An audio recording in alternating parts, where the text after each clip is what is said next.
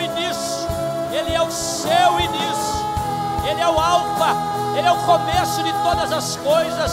Se você colocar a sua vida na presença dEle, tudo terá um recomeço, tudo terá um início novamente, tudo terá uma nova oportunidade, tudo terá um novo jeito, porque o Senhor é poderoso para fazer isso.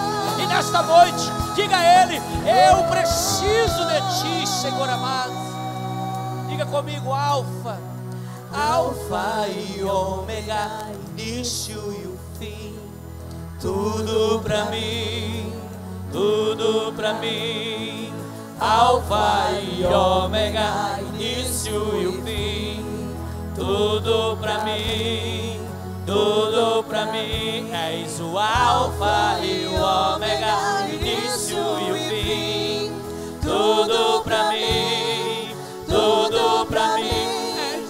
Alfa e Ômega, início e fim, tudo para mim, tudo para mim.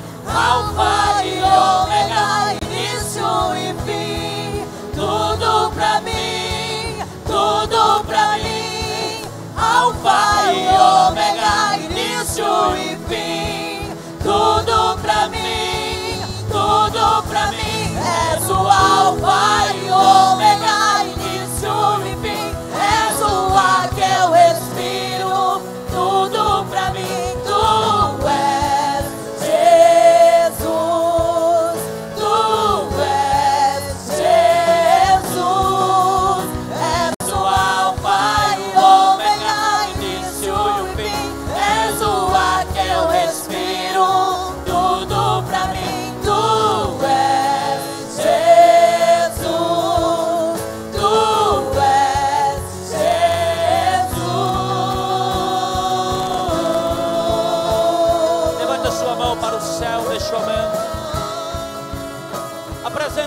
do Senhor nesta hora. Eu creio que você está aqui nesta noite e você veio em busca de algo do Senhor para a sua vida, e neste momento nós vamos ouvir a palavra do Senhor. Pai, eu quero, Senhor amado, pedir que o Senhor venha usar o teu servo, ó Deus amado, para poder impactar a tua igreja através da tua palavra. Senhor amado, que nós possamos colocar em prática, Senhor amado, a tua palavra. E eu creio num Deus tremendo que está neste lugar e que vai estar abençoando esta casa de uma forma poderosa. Nós precisamos, nós necessitamos de ouvir a tua voz, e por isso fale conosco para a glória e o louvor do Senhor. Nós oramos em nome do Senhor Jesus, em nome de Jesus. Aleluia. Sente-se neste momento. Quero convidar o pastor Roberto Braz.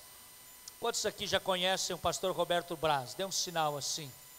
Algumas pessoas já conhecem. Pastor Roberto Braz, um grande amigo de ministério, pastor de uma grande igreja mesmo, e pastor da nossa igreja de Arapongas, a igreja central de Arapongas, um homem de Deus, tem servido a denominação já há muitos anos e também já fez parte da diretoria executiva da Nacional, um homem que tem muita bagagem para poder nos ensinar nesta noite, no nome de Jesus. Fique à vontade. Boa noite, meus irmãos. Graça e paz do Senhor. Bênção. Estar aqui hoje é um privilégio. Eu louvo a Deus pela vida dos meus amigos aqui, esse casal de pastores abençoado, essa família mais abençoada, é uma das famílias mais abençoadas que nós temos na Igreja Renovada, família Firmino. Glória a Deus, pastor Cristiano, esposa, meu irmão querido aqui, glória a Deus, quero ouvi-lo cantar. Deixa eu falar uma coisa para você. Eu vim aqui hoje para compartilhar com você uma palavra do coração de Deus. É evidente que hoje é um dia de trabalho, mas parabéns por você deixar tudo e vir para a casa de Deus nessa noite. É tão importante a gente abrir a nossa agenda para o Senhor. Na verdade, nós deveríamos estar à disposição de Deus 24 horas por dia. Mas às vezes existem tantas coisas que nos impedem. Porém, é muito importante que nós estejamos na presença do Senhor. E eu quero convidar você hoje para abrir a Bíblia no livro de Juízes, capítulo 6.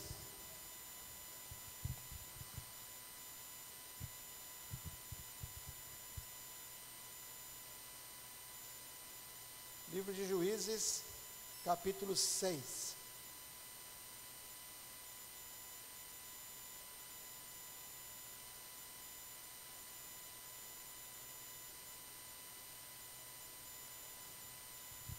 Juízes, capítulo 6.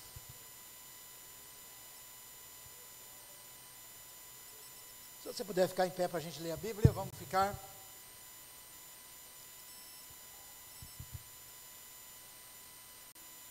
Glória a Deus, aleluia. Diz assim a palavra do Senhor. Você tem a palavra também na tela? Vamos ler então o texto que está na tela, no telão, vamos lá. Porém os filhos de Israel fizeram o que era mal aos olhos do Senhor, e o Senhor os deu nas mãos dos midianitas por 7 anos. E prevalecendo a mão dos midianitas sobre Israel, fizeram os filhos de Israel para si, por causa dos midianitas, as covas que estão nos montes, as cavernas e as fortificações. Porque sucedia que, semeando Israel, os midianitas e os amalequitas e também os do Oriente contra ele subiam. E punham-se contra ele em campo e destruíam os frutos da terra até chegarem a Gaza, e não deixavam mantimento em Israel, nem ovelhas, nem bois, nem jumentos. Porque subiam com seus gados e tendas, vinham como gafanhotos, e grande multidão que não se podia contar, nem a eles, nem aos seus camelos, e entravam na terra para a destruir. Assim Israel empobreceu muito pela presença dos midianitas. Então os filhos de Israel clamaram ao Senhor. E sucedeu que, clamando os filhos de Israel ao Senhor por causa dos midianitas, enviou o Senhor um profeta aos filhos de Israel, que lhes disse: assim diz o Senhor Deus de Israel: do Egito eu vos fiz subir, e vos tirei da casa da servidão, e vos livrei da mão dos egípcios, e da mão de todos quantos vos oprimiam, e os expulsei de diante de vós, e a vós dei a sua terra.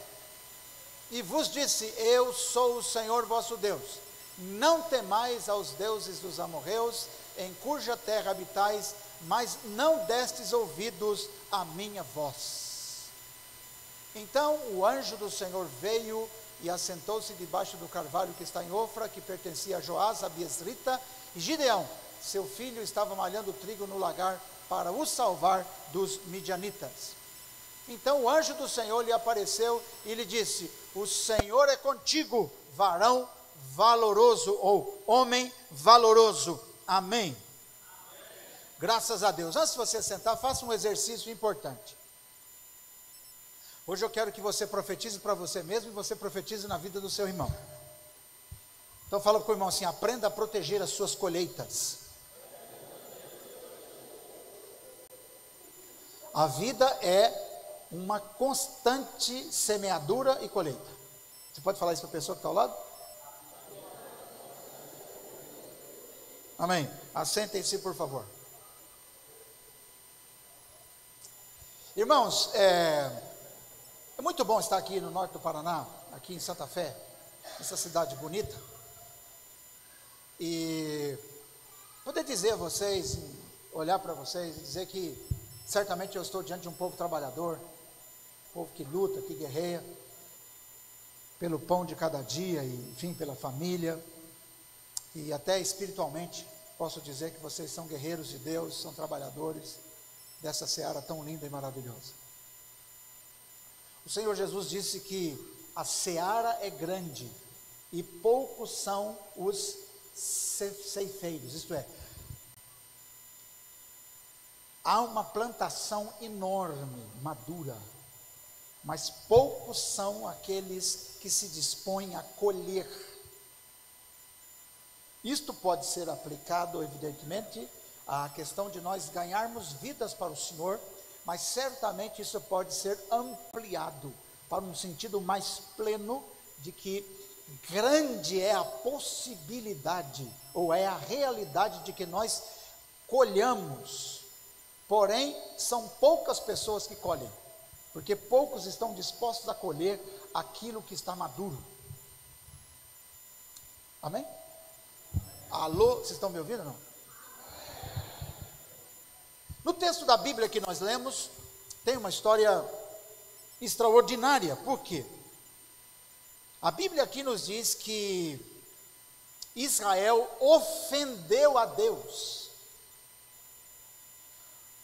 Israel fez o que ofendia o Senhor e por isso estava tendo um saque de todas as coisas que eles plantavam ou possuíam. Tudo que eles faziam não dava certo. Plantava as ovelhas, o gado, enfim, tudo dava errado porque 3 inimigos invadiram aquela terra. E está claro aqui no texto que nós lemos que o domínio dos midianitas veio sobre eles de uma maneira terrível. Midianitas, amalequitas e os povos do Oriente. Esses 3 inimigos invadiram Israel e tudo que eles plantavam não dava certo. E o povo de Israel, para poder comer alguma coisa, teve que esconder nas cavernas, esconder em algum canto. Você pode ver que no texto, quando a gente se depara com a parte do texto que fala sobre Gideão, Gideão está onde? Gideão está num lugar de fazer vinho, está no lagar, onde amassa as uvas, fazendo o quê? Malhando o trigo. Não tem nada a ver, não tem nada a ver você malhar o trigo onde você amassa a uva.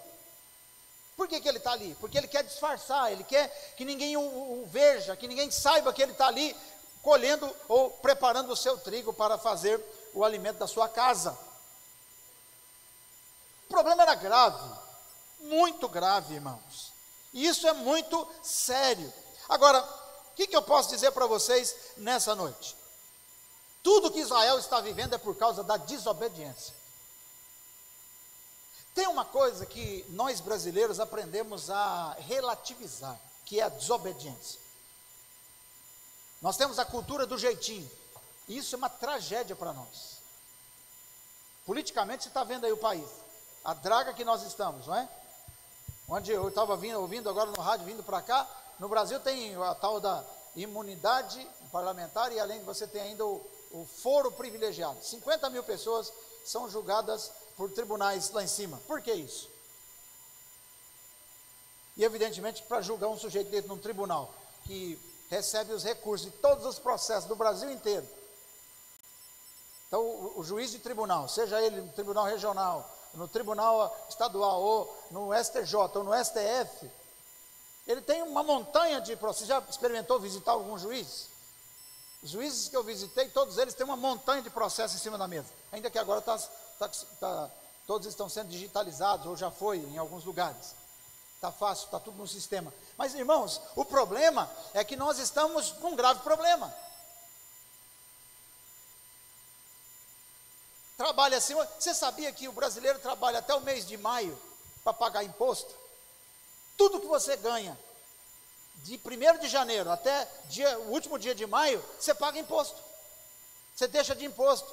Você não vê, mas você paga na Coca-Cola que você bebe, enfim, no arroz que você compra, na luz que você paga, tudo no carro que você compra, você paga um imposto absurdo. Por quê? Fica na mão de quem não está dando o resultado que deveria dar para nós. Mas eu estou usando isso apenas como exemplo, porque a questão é muito mais grave, é muito mais forte do que você pode imaginar.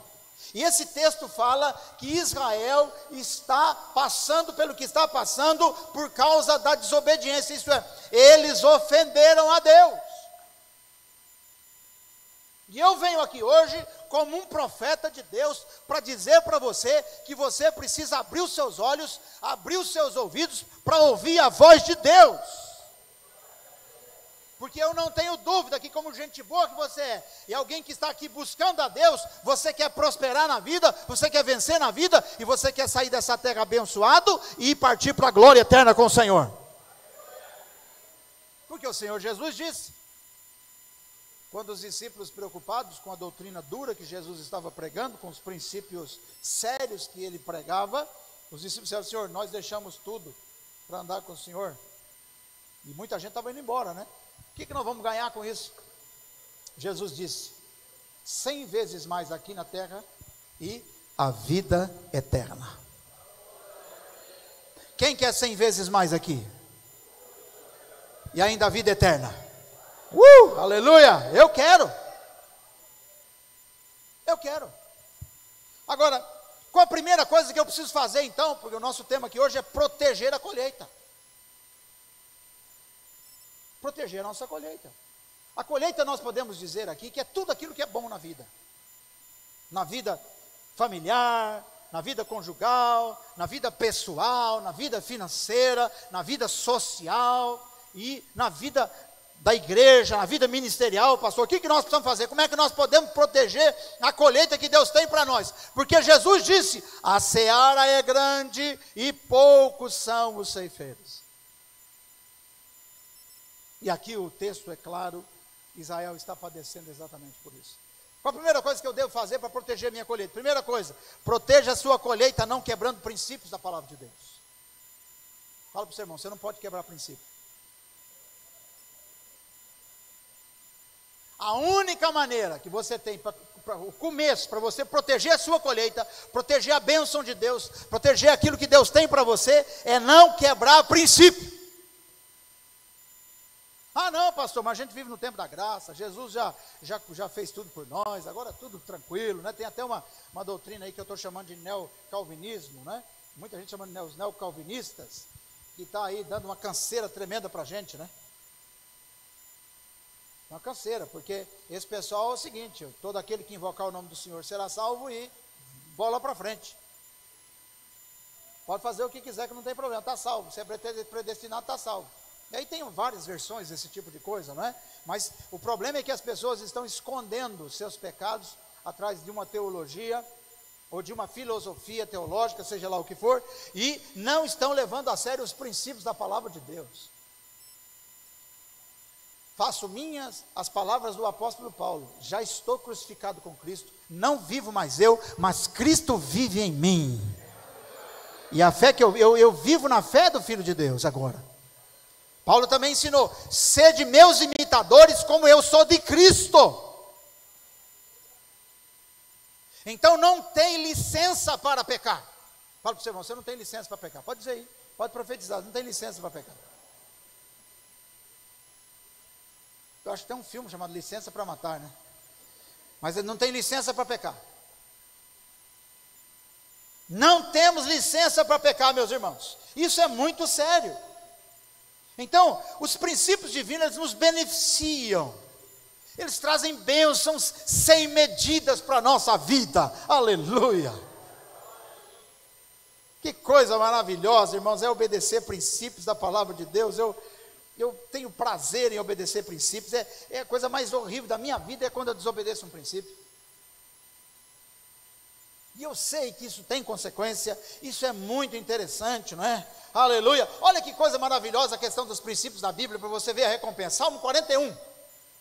Bem-aventurado aquele que acode ao necessitado. Fale comigo assim: acudir o necessitado é um princípio. Você tem feito isso? E normalmente, pastor Cristiano, os princípios vêm acompanhados de promessas, de recompensa, de salário. Sabia disso? Olha o que diz a palavra: o que acode o necessitado, o Senhor o livra no dia do mal. Você acredita na palavra de Deus ou não? Está escrito, irmão. Se você é alguém generoso com os pobres, com o necessitado, aquele que está precisando de alguma coisa, a Bíblia diz que no dia do mal o Senhor vai te acudir. Aleluia! Que tal você acudir quem está precisando? Tem gente que chega na igreja quebrado, mais do que arroz de terceiro. Deus abençoa, ele é acudido, abençoado, alguém ajuda e tal, aqui, emprego aqui, daqui a pouco prosperou na vida. Prosperou na vida. E quando a pessoa prospera, acho que estou dando trabalho para o pessoal, está fazendo assim, né? Prosperou na vida. E aí ele esquece que um dia ele foi necessitado e que alguém o acudiu. Aí ele compra um carro novo, não dá mais carona para ninguém, encosta o carro, fica olhando de longe assim para ver se alguém não vai passar lá para riscar o carro. Se está chovendo, não vem na igreja porque tem medo de bater o carro, de acontecer alguma coisa.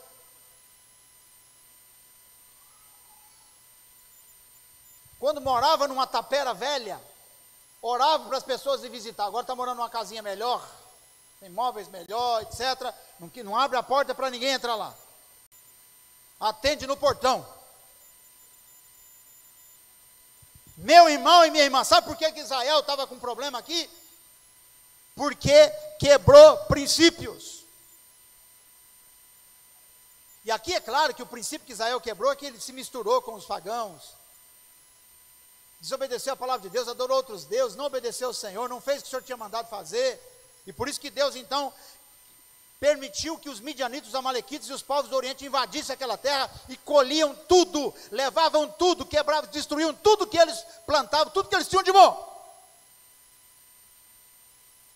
Mas continuando aqui no Salmo, o Senhor protege e preserva-lhe a vida e o faz feliz na terra. Quem quer ser feliz na terra aí? Oh, glória! Claro que eu quero. Você quer ser feliz na terra, meu irmão? Ajuda quem precisa. Tem gente aqui em Santa Fé que precisa de ajuda ou não? Por isso lá na igreja nós estabelecemos que nós queremos crescer em 4 dimensões. Crescer numericamente, crescer conceitualmente, que é crescer no conhecimento da palavra, crescer na nossa fé, na palavra de Deus, crescer organicamente, que é crescer em termos de organização, conectar uma coisa com a outra, tudo ministério um conectado com o outro, um crente conectado com o outro, aquela coisa da simbiose, não é aquela? E 4º lugar, crescer diaconalmente. O que é a diaconia na Bíblia? Diaconia é servir uns aos outros, é como a igreja primitiva estabeleceu, meu irmão. Os irmãos vendiam outras propriedades e levavam a igreja e falavam, quem é que está precisando? As viúvas, os pobres. É interessantíssimo isso, irmãos. No Velho e no Novo Testamento, o Senhor exige que nós sejamos generosos, que nós acolhamos esses princípios da sua palavra. Então fale comigo assim, eu preciso proteger minha colheita. Ah, não, mas aquele fulano está passando necessidade, é culpa dele. Eu acho que eu não vou orar a Deus para ver se é para ajudar. Que orar a Deus para ver se ajudar? É princípio, meu irmão. Princípio. Tem filho que não ajuda nem mais o pai e a mãe, nem o irmão, nem a irmã. Onde é que você está com a cabeça? Que cristianismo é esse? Onde é que nasceu esse cristianismo seu? Da sua cabeça. Não existe outro cristianismo, não sei o que está na Bíblia, irmão. Então é muito interessante isso. Princípio, ainda lendo aqui o Salmo 41, só porque eu peguei esse texto, logicamente não dá para falar sobre tudo isso, eu só estou pegando um texto para você ver que normalmente os princípios são atrelados a promessas, a recompensas, e também estão atrelados a maldições. É muito sério isso. Olha que interessante. O Senhor o protege e faz feliz na terra. O Senhor assiste no leito da enfermidade, na doença, tu lhe afofas a cama. Uau! Ó, se você ajuda uma pessoa necessitada, Deus te acolhe no dia do mal, Deus te protege, quando você ficar enfermo, porque todo mundo fica doente, o Senhor vai afofar até a sua cama. Está escrito, irmão. A Bíblia fala, honrar pai e mãe. Quem honra pai e mãe, o que acontece com ele? Prolonga os seus dias. Quem quer viver mais aí? Eu não estou orando para morrer, vocês estão não? Só conheci uma irmã lá na igreja, era uma mulher muito santa, a irmã Dadi. E a gente, toda vez que ela tinha uma reunião na casa dela, todos os santos dias tinha reunião lá. Tem um monte de Bíblia, inário, e o pessoal ia lá orar todo santo dia. Eu fui lá muitas vezes, principalmente no meu início do ministério. Eu ia lá na irmã Dadi, chegava lá, a irmã Dadi, ai pastor, como eu quero ir para o céu, eu não aguento mais essa terra, eu quero ir para o céu. Eu falei, irmã Dadi, pelo amor de Deus, para com esse negócio, que Deus tem coisa para você aqui ainda, etc. Não, mas eu quero ir para o céu e tal. A única irmã que eu sabia que orava para morrer. Mas eu creio que o pessoal aqui não ora para morrer não, né, pastor? Depois dela, ninguém foi no meu gabinete pastoral, ninguém em alguma vez falou, pastor, gostaria que o senhor orasse para eu morrer?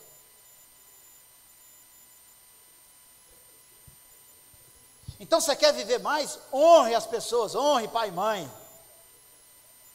Quer prosperar? Honre as suas autoridades, honre o seu pastor, honre as autoridades. Nós temos uma mania de ter a boca pesada com as pessoas, isso não é bíblico, isso atrapalha a sua vida, e Israel está sofrendo por causa disso. E outra coisa, meu irmão, não tem, se você tem a carteirinha de membro da Renovada, você é presbítero, pastor, diácono, seja lá o que for, meu irmão, não tem esse negócio não, quebrou o princípio, Deus sabe que você quebrou o ciclo da bênção. Como eu estou preocupado com isso? Sério? Muito sério. Amar ao Senhor sobre todas as coisas é um princípio. Fale comigo, amar a Deus sobre todas as coisas é um princípio, irmão.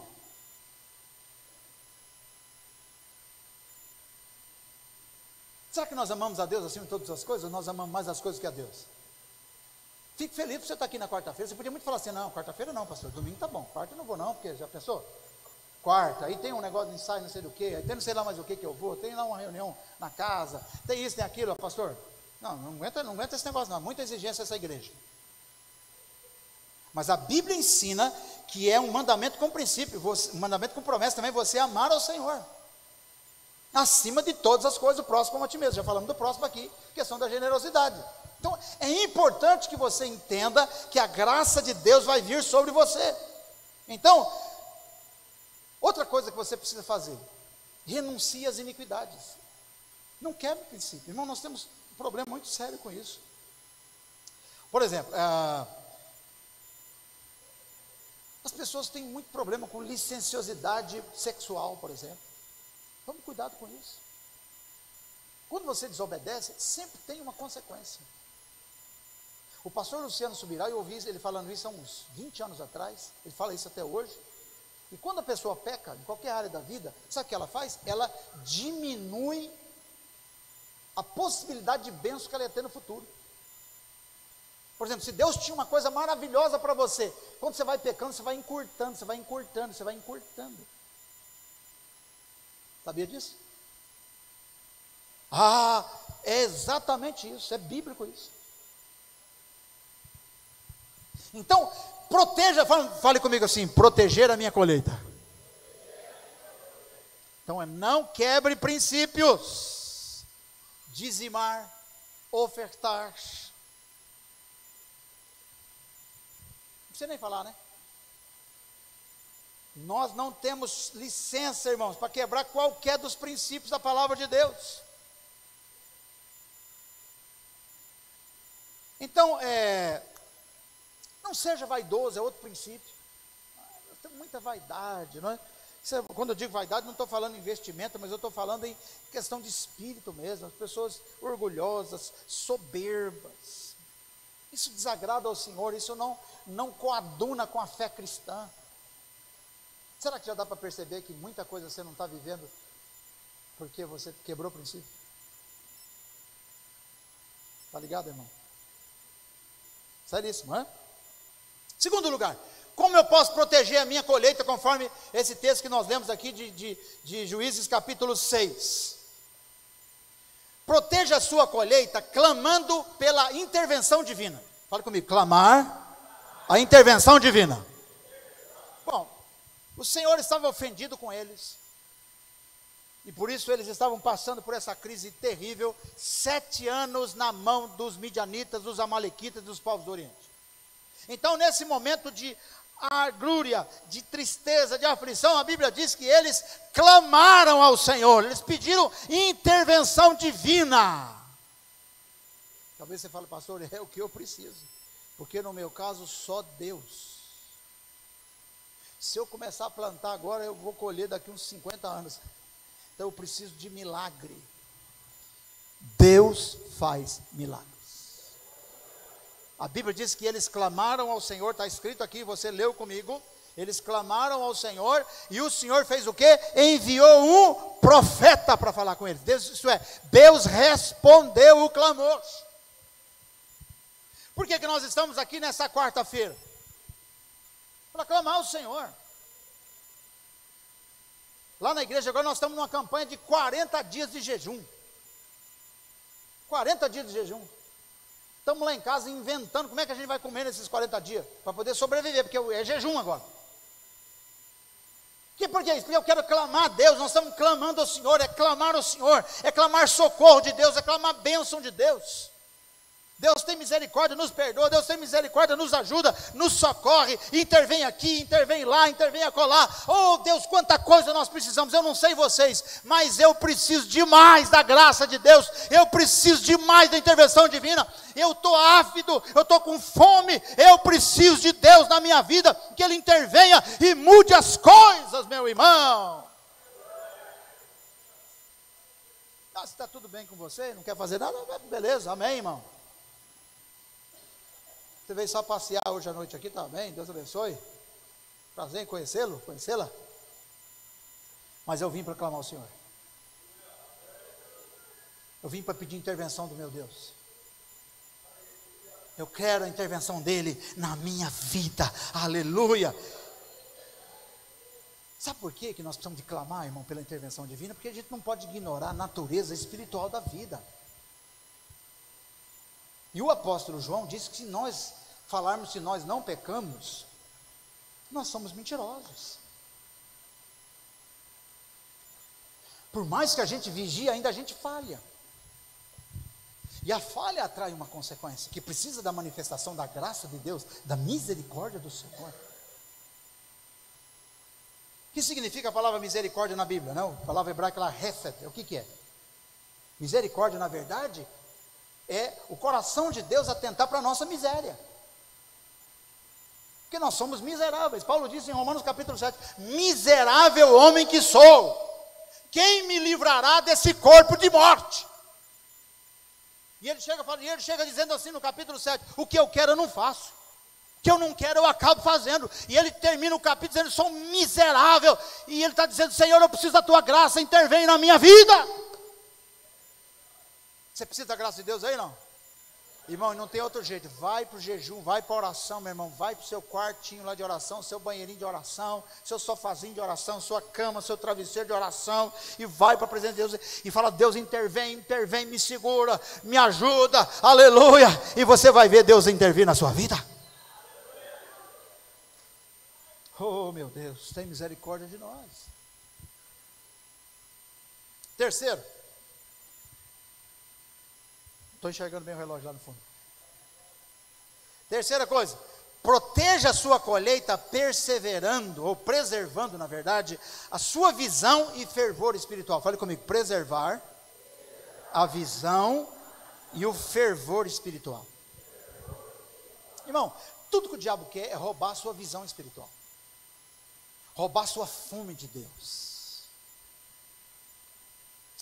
O Dr. Charles Finney, que era um advogado, ele foi protagonista de um avivamento, o Charles Finney.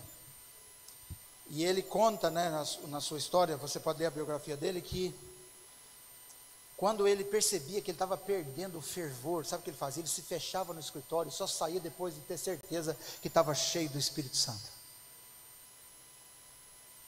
Ele falou, não posso perder o fervor. E esse homem era um homem santo de Deus. Teve um dia que ele estava com a vida tão cheia do Espírito Santo que ele foi pregar numa cidade, e ele foi visitar uma tecelagem, uma fábrica de roupas, e quando ele chegou tinha lá 600 funcionários, e ele estava cheio da graça de Deus. Ele não falou uma palavra, a presença dele, irmão, a presença dele fez com que 400 pessoas se convertessem ao Senhor Jesus, sem ele falar uma palavra. Tudo que a igreja precisa ter, tudo que nós precisamos ter, tudo que você precisa ter na sua casa, na sua família, é preservar a sua visão espiritual, preservar o seu fervor espiritual, meu irmão. Porque quando você perde o desejo de lutar pela sua colheita, pela sua vitória, pela sua bênção, pelo seu casamento, pela sua família, pelo seu pai, pela sua mãe, pela sua cidade, pelo seu país, aí, meu irmão, acabou tudo, aí o diabo tomou conta. que tem gente que parece uma ilha. Não luta por nada. Está tudo bem. Perdeu, tá bom. Mas você precisa lutar, você precisa estar fervoroso na presença de Deus. Amém, queridos? Nós precisamos estar fervorosos na presença do Senhor. É fervor que nos salva. Isso é muito interessante. Nós percebemos que Israel perdeu o fervor. E aí começou a se misturar, começou a obedecer os princípios dos deuses daquela terra. Isso ofendeu profundamente a Deus. Quarto lugar, como que eu faço para proteger minha colheita? Para não acontecer o que aconteceu com Israel aqui. Proteja a sua colheita ouvindo os profetas que Deus envia para abrir seus olhos para a sua realidade. Fale comigo assim: eu preciso ouvir os profetas de Deus. Ele respondeu por meio de um profeta: assim diz o Senhor de Israel, fui eu quem libertei vocês da escravidão do Egito. E o Senhor começou a falar através do profeta. Irmãos, nós precisamos acreditar nos profetas que Deus envia para nos abençoar. Deus levanta pastores, Deus levanta homens e mulheres para falar, para operar milagre, para dar aquela palavra certa na hora certa. Nós precisamos ouvir a igreja. Então tem gente que já perdeu o fervor, então ele nem mais vai atrás de ninguém para orar, nem vem na igreja para ouvir a palavra, então não ouve profecia. E a Bíblia diz que quando o povo não ouve a palavra, o povo se corrompe. Quando você não ouve a profecia, você se corrompe, porque você começa a ouvir seu coração, você começa a ouvir as pessoas que não tem nada a ver com Deus, e você vai se destruindo e vai acontecendo como Israel. Quantas pessoas, meu, gente boa, gente séria, que estava aqui um dia, hoje está com a vida toda quebrada lá fora, porque parou de ouvir os profetas de Deus, por causa de um pequeno obstáculo, por causa de uma pequena coisinha, por causa de uma briguinha, por causa de uma desavençazinha, por causa de uma coisa que não tem nada a ver, que não era nem essencial. Quantas pessoas que não vêm mais na igreja por causa de bobagens, coisas pequenas, melindres. Mas nessa noite eu vim aqui para dizer para você que o Senhor quer que você volte a ouvir a palavra de Deus, a ouvir os profetas de Deus. Aleluia. Amém? Você precisa se alimentar profeticamente. Como é que você vai levar, como é que você vai plantar se você não tem uma palavra de Deus? Como é que você vai fazer as coisas se você não tem uma palavra de Deus? O seu negócio, por exemplo. Que segurança você tem se você não tem uma palavra de Deus? Na família, no casamento, nos filhos, na educação dos filhos, você precisa de palavra de Deus, você precisa estar fortalecida para tomar posse e levar avante a sua vida, meu irmão. Nós vivemos uma geração que ouve muito pouco e fala muito. Hoje as igrejas então têm que adaptar os cultos, fazer os cultos mais curtos, e tem que pregar mensagem mais curta, porque o povo não quer ouvir. Essa é a realidade. As pessoas não querem mais ouvir, ouve tanta coisa. É impressionante, meu irmão. Nós estamos aí nas redes sociais com tanta coisa, ao mesmo tempo nós temos conhecimento de coisas do mundo inteiro. Nós temos acesso a centenas de informações por dia, mas muitas vezes nós passamos um dia sem ouvir a voz profética do Senhor para nós. Isso é um prejuízo enorme, um prejuízo muito grande para a nossa vida. Aleluia. Quinto lugar, como que eu faço para proteger minha colheita, para não acontecer o que aconteceu com Israel aqui? Porque você viu aqui, tudo que eles plantavam, o inimigo levava. Porque a brecha estava aberta. Quinto lugar, preserve e garanta a sua colheita, protegendo a profecia de Deus na sua vida. Fale comigo assim: proteger a profecia. Aqui eu quero parar, eu quero que você entenda. Deus levanta o profeta e vem e fala para o povo: o negócio é o seguinte, fui eu quem tirei vocês do Egito e coloquei aqui, essa terra de vocês, eu dei. Só que o problema de vocês é que vocês não me ouviram. Não me ouviram. E vocês estão nessa situação que vocês estão porque vocês pararam de ouvir a minha palavra. Vocês pararam de colocar em prática a minha profecia, a minha lei. Beleza. Vamos para Neemias. Lá no livro de Neemias nós vamos encontrar no capítulo 1 a Bíblia dizendo que Neemias, lá no ano 545 antes de Cristo, 445 antes de Cristo. O Neemias está lá e ele recebe a visita de um patrício dele, de um parente dele, que tinha estado em Jerusalém, a cidade natal dele, mas o Neemias está onde? Neemias está em Babilônia, na Pérsia, a 1.600 quilômetros da sua cidade, trabalhando como copeiro do rei, isto é, escravo do rei da Pérsia, um homem chamado Artaxerxes. E ele recebe o seu amigo em casa, o seu parente em casa, lá no palácio, fala: e aí, como é que está o nosso pessoal lá em Jerusalém? Como é que está? A paixão de Neemias era Jerusalém, era reconstruir a cidade, era voltar para aquela cidade, a terra dos seus pais. Aí o amigo dele diz, o parente dele diz: ó, está mal, a coisa está feia lá, a cidade, olha, foi reconstruído o templo, mas só que a cidade está desprotegida, não tem muros, está feio o negócio, as casas estão queimadas, as portas estão queimadas, está uma coisa horrível. O que o Neemias faz? Diz a Bíblia que ele chorou, ficou triste, e Neemias ficou sem comer, orando e jejuando por 4 meses. E ele falou muita coisa com Deus, mas dentre as coisas que Neemias falou para Deus, ele falou assim: Senhor, eu sei que nós pecamos, eu sei que nós estamos aqui na Babilônia, e esse negócio está lá assim, por causa de nós. Pode ler o texto de Neemias, você vai ver, por nossa causa, nós somos o culpado desse negócio aí, é por isso. Outra coisa, Senhor, só que eu sei que o Senhor cumpre, eu sei que o Senhor fez tantas promessas maravilhosas para nós, e eu sei que o Senhor cumpre aquilo que o Senhor falou. Então, Senhor, perdoa-nos e cumpra as suas promessas e restabelece, aleluia. Neemias está fazendo o que mesmo? Neemias está protegendo a profecia. Fala comigo, proteger a profecia. É como se engravidar da profecia. É como a galinha choca os ovos, o pássaro choca os ovos. Ele pega a profecia e ele fica massageando a profecia, falando a profecia: Senhor, o Senhor falou, o Senhor prometeu, e agora, Senhor, eu peço perdão, na verdade nós pecamos mesmo, mas o Senhor falou que se nós obedecermos, o Senhor vai fazer coisas grandes, o Senhor vai fazer coisas maravilhosas, essa terra é nossa, o Senhor vai restituir, o Senhor vai restaurar. E ele foi falando, e ele foi falando, e ele foi falando e orando, foi falando e orando. 4 meses depois, o Neemias está lá, no palácio do rei Artaxerxes, servindo o vinho do rei. Ele serve, e o rei olha para ele e fala: rapaz, o que está acontecendo com você? Você está com a cara triste.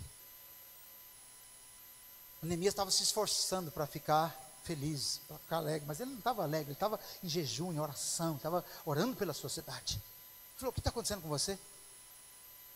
O que ele disse? Pois é, meu rei, viva meu rei. Deixa eu falar uma coisa para você. Eu estou triste, porque como eu poderia estar alegre se a minha cidade está lá? E contou a história de Jerusalém, contou o que estava acontecendo. Claro que o Artaxerxes sabia. O Artaxerxes falou assim para ele: o rei, o que eu posso fazer para te ajudar? Olha só, Deus começou a responder Neemias, porque ele havia orado a Deus, pedido perdão, se arrependido dos seus pecados, da quebra de princípios, e ele ao mesmo tempo tinha tomado a profecia, tinha engravidado da profecia, tinha chocado a profecia, estava protegendo a profecia, e estava com a profecia na mente que o Senhor restaura, que o Senhor opera. E quando nós lembramos das promessas que Ele faz para nós, e nós oramos com seriedade, Deus faz.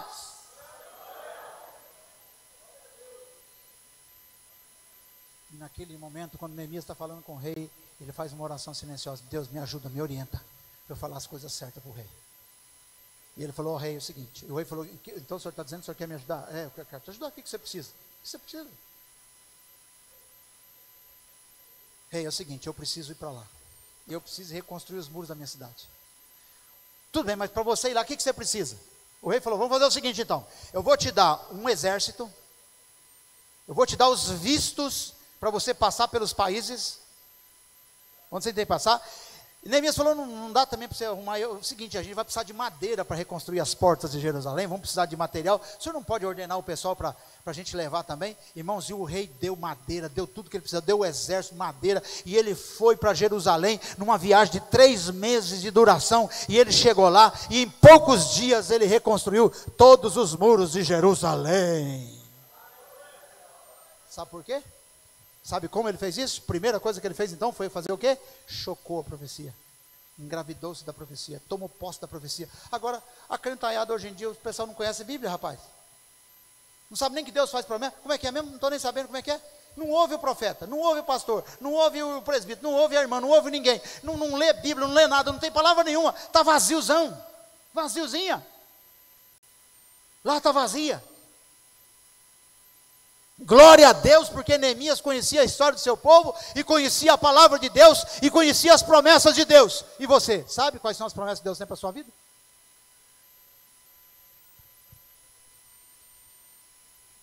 Eu lembro quando eu estava numa quadra, em São José do Rio Preto, num encontro de avivamento, e veio uma profeta sobre a minha cabeça, e eu era menino, eu me converti naqueles dias, e o Senhor falou comigo assim: você vai viajar o mundo, eu vou te dar sabedoria para pregar, você vai fazer isso, e Deus fez promessas extraordinárias. Irmãos, eu sentei em cima dessas promessas, eu peguei essas promessas, guardei na minha mente, está aqui até hoje, e eu falo: Deus, e aquelas promessas? Irmãos, e não é que eu viajei o mundo?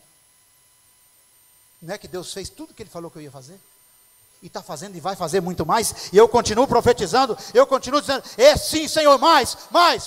Fale comigo assim: eu também vou tomar posse das minhas promessas, das profecias de Deus para a minha vida, e eu vou protegê-las. Como é que você protege a profecia, irmão?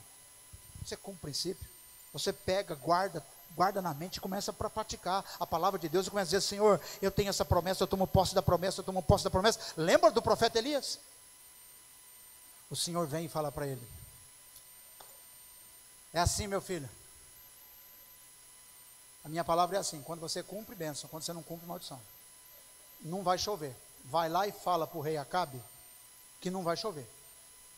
Por que não vai chover? Porque no livro de Levítico está escrito que a maldição para quando as pessoas deixam de adorar a Deus e começam a adorar outros deuses é seca, falta de chuva. Então não vai chover. O Elias entra no palácio do rei Acabe e fala: ó, eu vim aqui em nome do Senhor dizer para o senhor, não vai chover enquanto eu falar que não vai chover, que vai chover.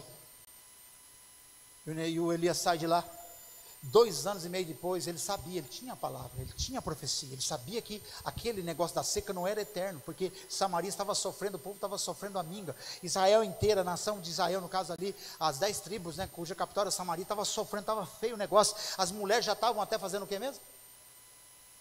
Cozinhando os filhos para comer. Estava feio o negócio, coisa feia. Sabe o que Deus fez? De novo o profeta Elias vai para a caverna, ele pega um amigo, um discípulo e vai para a caverna. E ele vai para cá e fala: Senhor, eu sei que o que está acontecendo é consequência, o Senhor falou, mas o Senhor falou também que a chuva ia voltar. E ele vai lá e ele ora, e ele senta em cima da profecia, ele ajoelha em cima da profecia, e ele começa a orar, e ele fala para o amigo dele que está com ele: vai lá, sai da caverna, vai ver como é que está o céu. O moço vai e volta, tem nada, céu limpo, azul. Volta, e o Elias está lá orando, irmão, 6 vezes, não sei se foi horas, não sei se foram dias, eu não sei, eu sei que na 7ª vez, o que a Bíblia fala? O rapaz voltou e falou: profeta, mestre, tem uma nuvem no céu do tamanho da mão de um homem. O profeta Elias sabia que Deus tinha respondido à oração, pedindo para que cumprisse a promessa de voltar a chover, irmãos. E ele então diz: avisa o rei Acabe que estava fora do palácio na sua carruagem, avisa para ele que está vindo uma chuva abundante, estou ouvindo o barulho de uma chuva abundante. E antes do rei chegar em casa, caiu uma abundante chuva. Sabe por quê? Porque tinha um homem de Deus na caverna, falando: Deus, esse negócio não vai ficar seco para sempre, o Senhor tem uma promessa. Irmão, a Bíblia é o livro das promessas.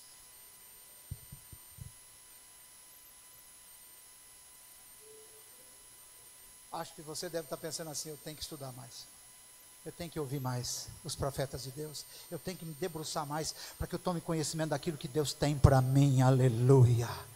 Porque quando você tem conhecimento daquilo que Deus tem para você, você começa a reivindicar, e a glória de Deus começa a se manifestar.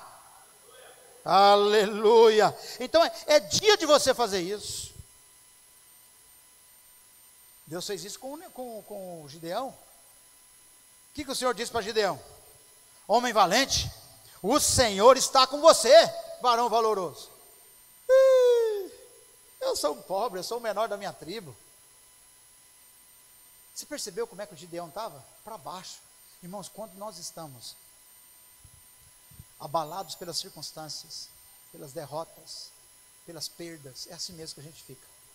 Mas o anjo do Senhor veio ali e falou: você é um homem valoroso. Deus fez uma promessa: você é um valoroso. Você vai libertar a Israel. Está entendido, menino? Você vai libertar Israel. O Gideão pegou aquela palavra: estou dentro. Vamos! Ele recebeu a palavra.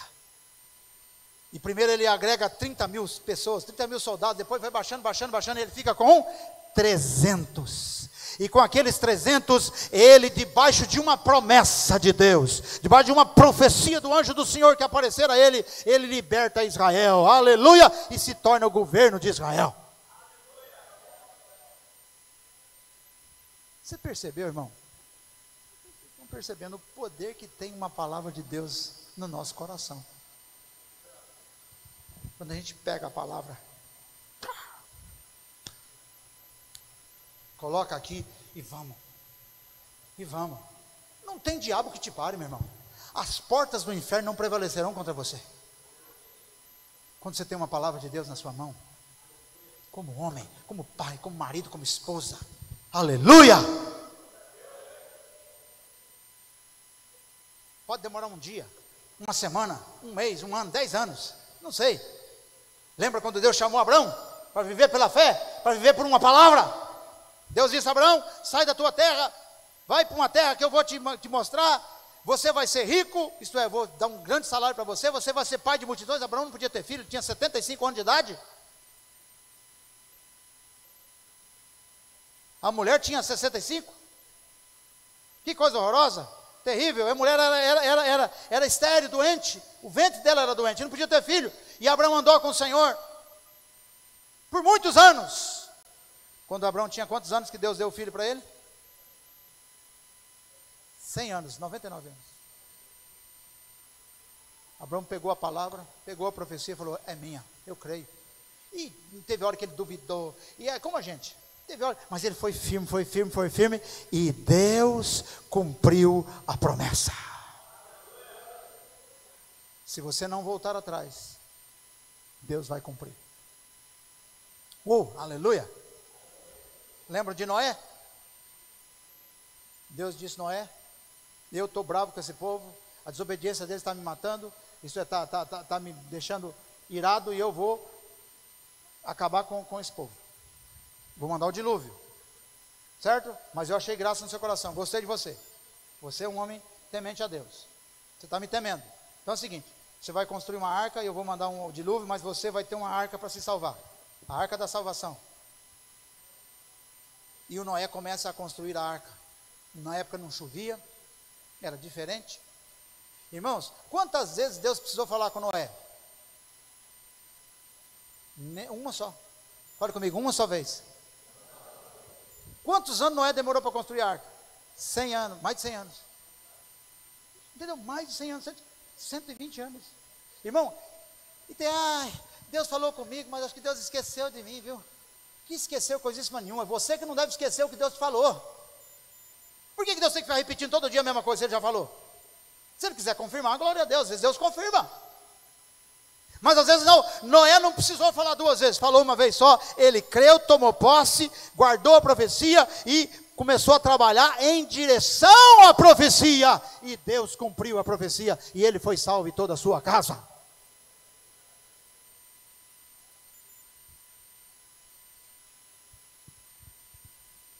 Você está com pressa? Não fique com pressa não, que eu tenho outras coisas boas para te falar ainda.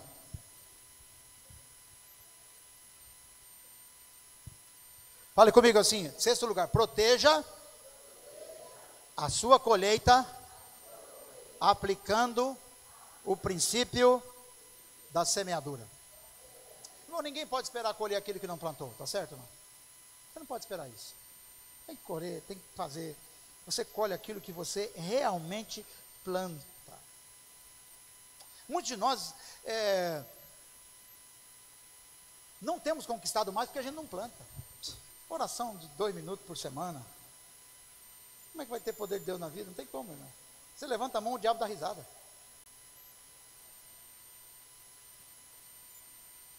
Certo? aprenda a plantar financeiramente, semeie. Você sabe esse princípio de semeadura, que coisa que você fala toda hora. O meu povo perece porque lhe falta o conhecimento. Oséias 4:6. As escrituras sagradas revelam, irmão, que a lei da semeadura e colheita não é só uma lei natural, é uma lei espiritual. Se você planta arroz, você colhe arroz. Planta banana, você colhe banana. No mundo espiritual é a mesma coisa. Você não pode esperar colher uma coisa que você não plantou. Temos que plantar. Se vira, meu irmão. Se vira, minha irmã. Vamos plantar, vamos fazer as coisas acontecer, vamos trabalhar para o Senhor, vamos operar uma vida diferente familiarmente, espiritualmente, no trabalho, e o Senhor vai enviar a grande colheita, aleluia. Que coisa maravilhosa, irmãos. Olha o que diz Paulo em 2 Coríntios 9:6. E isto afirmo: aquele que semeia pouco, pouco também ceifará. E o que semeia com fartura, com abundância também colherá. Pergunta para o irmão, você ouviu essa palavra? Irmão, esquece. Vamos obedecer a palavra, é melhor. Está com dificuldade de obedecer? Vai jejuar, irmão. 10 dias de jejum resolve. Se 10 dias não resolver, jejua 20. Se meia hora de oração não resolve, ore 1 hora, ore 2 horas, para ter vontade, para ter desejo de fazer as coisas. Porque também não adianta. Sabe o que o apóstolo Paulo fala nesse contexto aqui? Também tem que, se você quer fazer alguma semeadura, faça com alegria. Também ficar fazendo um negócio com murmuração. Por que o povo de Israel, a maioria não entrou na terra prometida? Só entrou Josué e Caleb. Murmuração, reclamação. Deus falou que vai dar uma terra para nós, mas difícil demais esse deserto aqui, esse monte de problema aqui. E Deus falou, está preparado não, fica por aí mesmo, morre por aí mesmo. E eu pergunto a você, Deus mudou ou Deus continua o mesmo? Você está ligado, irmão? Paulo está falando a mesma coisa. Só colhe pouco quem planta pouco, só colhe muito quem planta muito. Então olha o que diz Gálatas 6, 7, versículo 7 e 8. Não vos enganeis, de Deus não se zomba, pois aquilo que o homem semear, isso também colherá. Porque o que semeia para a sua própria carne, da carne colherá corrupção, mas o que semeia para o Espírito, do Espírito colherá vida eterna. Ninguém zomba de Deus. Deus deixa as pessoas falarem o que elas quiserem. Pode falar, pode mentir, pode inventar, faz o que você quiser, mas vai colher também. Meu Deus do céu. Partindo para o final, irmão, a última coisa que eu vou falar para vocês, e essa é maravilhosa também. Como eu posso proteger a minha colheita? Sétimo lugar, proteja a sua colheita, discernindo o propósito das suas colheitas. Fale comigo assim, eu preciso discernir o que fazer com as bênçãos de Deus. Deus te dá uma colheita, o que você vai fazer com essa bênção? Com essa colheita? Você pode jogar a colheita no lixo. Pode ou não pode? O que Jesus fez? Ele multiplicou pães e peixes. E aí sobrou quantos? 12 cestos cheios. O que ele fez? Todo mundo já comeu mesmo, fartura. Deixa para lá, joga isso aí para fora. Recolheram os cestos e guardaram para depois. Então, meu irmão, por que nós precisamos discernir o propósito da colheita? Fale comigo assim, Deus quer que nós semeemos mais. Mais ou menos assim, não comam a semente. Eu lembro quando nós lá no sítio do meu pai, nós plantávamos arroz. Na época tinha aquela cerealista, né, as máquinas de arroz, onde você levava o arroz, você colhia lá 30 sacos, levava lá, 30 sacos, tem lá o seu Antônio Nascimento, meu pai, 30 sacos. Aí todo mês, ou cada um mês e meio, a gente ia lá, mandava limpar uma saca de arroz, levava uma parte, ficava para o dono da cereal, da máquina de arroz, e a gente levava o suficiente. Todo ano nós tínhamos lá uma terra úmida, um varjão na beira de um rio, e a gente plantava e colhia. Nós comíamos aquilo que nós plantávamos, só que a gente sempre guardava uma saca. Na época não tinha esse negócio de você comprar nas casas de sementes, né? As sementes preparadas, como tem hoje. A gente plantava do próprio arroz que colhia, separava uma saca de arroz boa e para plantar. Não podia, se comesse a semente, como é que ia plantar? Como é que ia colher mais? O problema nosso é que a gente come até a semente daquilo que Deus nos dá e não planta.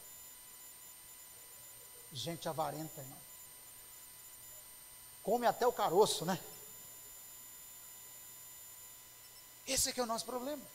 Então, Deus nos dá para que a gente tenha também para plantar. Fala comigo assim, Deus me dá para que eu também plante. Presta atenção numa coisa, tudo que Deus te der, você tem que separar uma parte para plantar. Deus te deu alegria, você vai ficar, eu vou ficar alegre,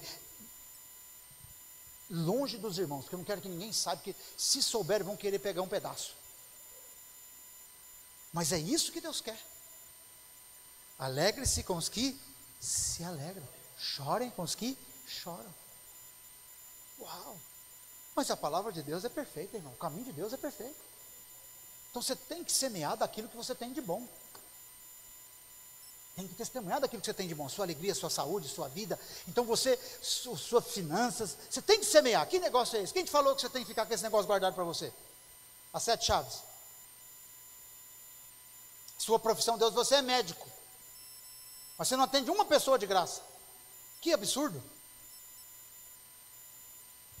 Eu estou sempre ligando para médico, para dentista, para advogado, atende fulano, atende cicrano, porque precisa, o necessitado precisa da ajuda. E é bíblico, quanto mais você planta, mais você colhe, aleluia! Você quer ter uma grande empresa, aprenda a plantar. Quer ter um grande negócio, aprenda a semear, você já ouviu isso, já falei isso aqui hoje. Outra coisa, fale comigo assim, Deus quer suprir as nossas necessidades. É por isso que eu colho. Eu estou triste, o que eu vou fazer? Eu vou buscar a alegria do Senhor. Aí eu fico feliz, e aí eu desfruto da alegria. Oh, glória. A colheita não dá prazer? Você planta um pé de tomate lá em casa, no fundo do quintal, e você colhe aquele tomate, que maravilha, aquela melanciazinha, né? Aquela abóbora, não é? Aquele, sei lá, o abacaxi, tudo aí, é tão gostoso a gente colher aquilo que a gente planta e comer ou desfrutar. Oh, glória, irmão, Deus é bom, Ele quer que você plante para que você desfrute, meu irmão. Fale comigo assim, a colheita é uma bênção. Aleluia. Então o que nós temos que entender? Por que Deus nos dá a colheita? Para encerrar e a gente poder orar junto. Deus nos dá a colheita para o nosso prazer, para o nosso aprazimento, para a gente desfrutar. Deus nos dá, e normalmente Deus quer dar mais do que a gente precisa. Fala comigo assim, Deus quer dar mais do que eu preciso. Você tem mais sapato lá do que você precisa, não? Minha mulher sempre fala, você tem muita roupa, Roberto, tem que doar. Nós temos um bazar na igreja que funciona todo dia, só não na quinta-feira e no domingo. Todo dia funciona o bazar. Tem roupa que tem entupido de roupa, vendendo barato. Os irmãos vão lá, doam as roupas. Às vezes eu chego lá, eu pego roupa lá, às vezes novinha, camisa, calça, alguém doou lá. E a irmã que cuida do bazar fala, pastor, vem cá, tua camisa bonita aqui, pastor, vem cá. E ela faz isso, sabe por quê? Porque eu sempre vou lá, levo sacolas de roupa para doar, minhas. Mas, gente, Deus nos dá, meu irmão, sabe para quê? Para que a gente possa desfrutar e para que a gente possa compartilhar. Fale comigo, desfrutar, compartilhar. Fique em pé em nome de Jesus, aleluia.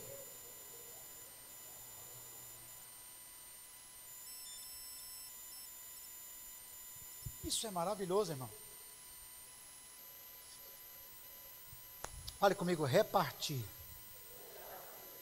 Ah, meu irmão, faça uma oração a Deus, fala, Deus, eu preciso aprender a repartir. Deus só vai dar para aquele que tem coragem de repartir. Para que eu quero o poder de Deus? Para repartir.